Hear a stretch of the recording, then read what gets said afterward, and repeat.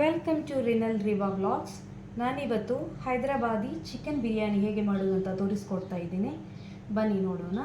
ಮೊದಲಿಗೆ ನಾನು 1.2 kg ಅಂದರೆ 1200 ಗ್ರಾಮಷ್ಟು ಚಿಕನನ್ನು ತೆಗೆದುಕೊಂಡು 2 ಸ್ಪೂನಷ್ಟು ಜಿಂಜರ್ ಗಾರ್ಲಿಕ್ ಪೇಸ್ಟನ್ನು ಹಾಕ್ಕೊಳ್ತಾ ಇದ್ದೇನೆ. 2 ಸ್ಪೂನಷ್ಟು ಅಚ್ಚಕಾರದ ಹುಡಿಯನ್ನು ಹಾಕ್ಕೊಳ್ತಾ ಇದ್ದೇನೆ. 1 ಸ್ಪೂನಷ್ಟು ಅರಶಿನದ ಹುಡಿ ಹಾಕ್ಕೊಳ್ತಾ ಇದ್ದೇನೆ. 1 ಸ್ಪೂನಷ್ಟು ಜೀರಿಗೆ ಹುಡಿ, 2 ಸ್ಪೂನಷ್ಟು ಕೊತ್ತಂಬರಿ ಹುಡಿಯನ್ನು ಹಾಕ್ಕೊಳ್ತಾ ಇದ್ದೀನಿ. 1 ಸ್ಪೂನಷ್ಟು ಗರಂ ಮಸಾಲ ಹಾಕ್ಕೊಳ್ತಾ ಇದ್ದೀನಿ. ಸ್ವಲ್ಪ ಕಾಳು ಮೆಣಸಿನ ಹುಡಿ, ಅರ್ಧ ನಿಂಬೆಹಣ್ಣಿನ ರಸ ಹಾಕ್ಕೊಳ್ತಾ ಇದ್ದೀನಿ. ಅರ್ಧ ಕಪ್ಪಷ್ಟು ಮೊಸರನ್ನು ಹಾಕ್ಕೊಳ್ತಾ ಇದ್ದೀನಿ.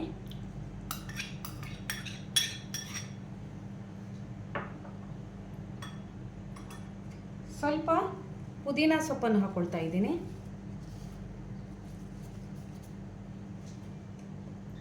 ಸ್ವಲ್ಪ 1 ಮುಷ್ಟಿಯಷ್ಟು ಕೊತ್ತಂಬರಿ ಸೊಪ್ಪನ್ನು ಹಾಕ್ಕೊಳ್ತಾ ಇದ್ದೀನಿ. ಹಾಗೆ ರುಚಿಗೆ ತಕ್ಕಷ್ಟು ಉಪ್ಪು. ಈಗ ಇದನ್ನು ಚೆನ್ನಾಗಿ ಮಿಕ್ಸ್ ಮಾಡ್ಕೊಳ್ಳೋಣ.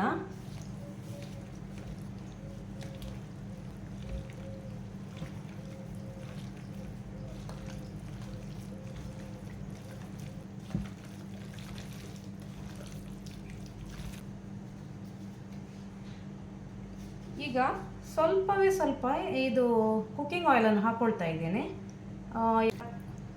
ಇದನ್ನು 1 ರಿಂದ 2 ಗಂಟೆಗಳ ಕಾಲ ನಾನು ಇದನ್ನು ಮ್ಯಾರಿನೇಟ್ ಮಾಡೋಕ್ಕೆ ಫ್ರಿಜ್ಜಲ್ಲಿ ಇಟ್ಕೊಳ್ತಾ ಇದ್ದೀನಿ. ಈಗ ನಾವು ಬಿರಿಯಾನಿಗೆ ಅನ್ನ ಮಾಡಲು ಮೊದಲಿಗೆ 2 ಪಲಾವ್ ಎಲೆ ಹಾಕ್ಕೊಳ್ಳೋಣ. 3ರಷ್ಟು ಅನಾನಸ್ ಹೂವು ಹಾಕ್ಕೊಳ್ತಾ ಇದ್ದೀನಿ. 6 ಲವಂಗ ಹಾಕ್ಕೊಳ್ತಾ ಇದ್ದೀನಿ.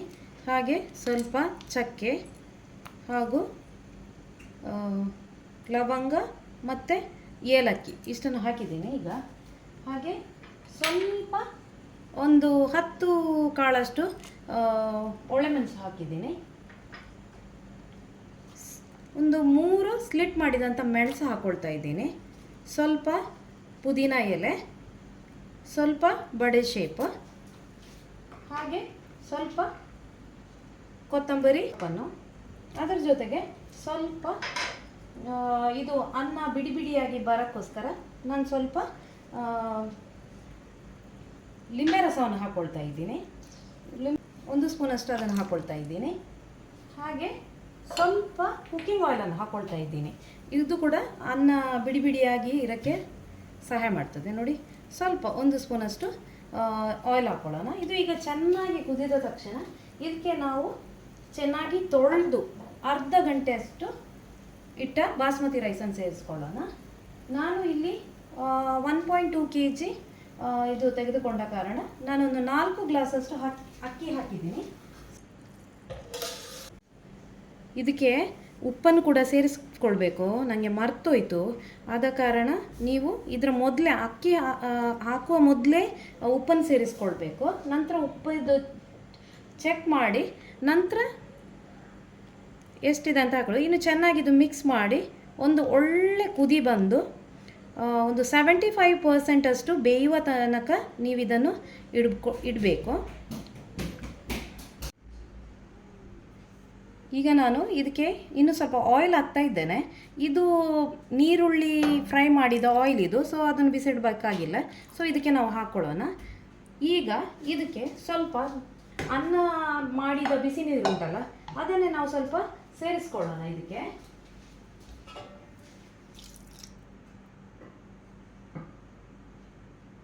ಓಕೆ, ಈ ಥರ ಹಾಕಿದ ಮೇಲೆ ಇನ್ನು ಇದನ್ನು ಚೆನ್ನಾಗಿ ಮಿಕ್ಸ್ ಮಾಡ್ಕೊಳ್ಳೋಣ.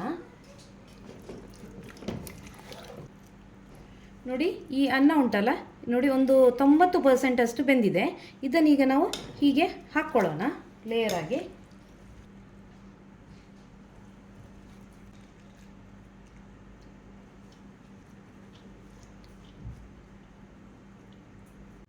ನೋಡಿ, ನಾನು ಇದು ನೀರುಳ್ಳಿಯನ್ನು ನಾನು ಮೊದಲೇ ಫ್ರೈ ಮಾಡಿಟ್ಟಿದ್ದೆ. ಈಗ ಇದನ್ನು ಇದಕ್ಕೆ ಹಾಕ್ಕೊಳ್ತಾ ಇದ್ದೀನಿ. ಈ ಥರ ಫ್ರೈ ಮಾಡಿಟ್ಟಂಥ ಸ್ವಲ್ಪ ಒಣ ದ್ರಾಕ್ಷಿ ಹಾಗೂ ಗೋಡಂಬಿಯನ್ನು ಹಾಕ್ಕೊಳ್ತಾ ಇದ್ದೇನೆ. ಈಗ ಮತ್ತೆ ಸೆಕೆಂಡ್ ಲೇಯರ್ ಅನ್ನವನ್ನು ಹಾಕ್ಕೊಳ್ಳೋಣ. ಒಣ ದ್ರಾಕ್ಷಿ ಹಾಗೂ ಗೋಡಂಬಿಯನ್ನು ಕೂಡ ಈ ಥರ ಹಾಕ್ಕೊಳ್ಳೋಣ. ನಾನು 3 ಲೇಯರ್ ಅಷ್ಟು ಮಾಡ್ಕೊಳ್ತಾ ಇದ್ದೀನಿ. ಇದಕ್ಕೆ ಸ್ವಲ್ಪ ಕೊತ್ತಂಬರಿ ಸೊಪ್ಪು ಕೂಡ ಹಾಕ್ಕೊಳ್ಳೋಣ.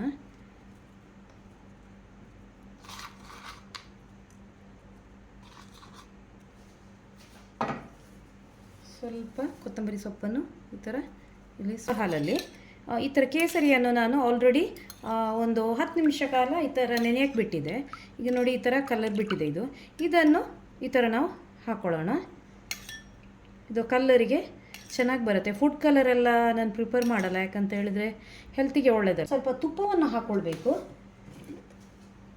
ಅದರಿಂದ ನಮ್ಮ ಮಾಡಿದ ಅನ್ನ ಉಂಟಲ್ಲ ತುಂಬ ಟೇಸ್ಟ್ ಬರುತ್ತೆ ಬಿರಿಯಾನಿ ರೈಸ್. ನೋಡಿ ಈ ಥರ ಒಳ್ಳೆ ಅಮೌಂಟು ಒಂದು 2-3 ಸ್ಪೂನಷ್ಟು ತುಪ್ಪ ಹಾಕ್ಕೊಳ್ಳೋಣ. ಮುಚ್ಚಳವನ್ನು ಮುಚ್ಚಿಟ್ಟು ಒಂದು 10-15 ನಿಮಿಷ ಕಾಲ ಇದನ್ನು ಬೇಯಿಸಿಡೋಣ. ನಾನು ಯಾವ ದಮ್ಮು ಈ ಥರ ಇಡ್ತಾ ಇಲ್ಲ, ಜಸ್ಟ್ ಇದರಲ್ಲೇ ಇದು ಬಿಸಿಗೆ ಚೆನ್ನಾಗಿ ಬೇಯುತ್ತೆ. ಇನ್ನು ಆಲ್ರೆಡಿ ರೈಸ್ 90% ಬೆಂದಿದೆ, ಇನ್ನು ಕೆಳಗಿರುವ ಚಿಕನ್ ಬೆಂದರೆ ಆಯಿತು.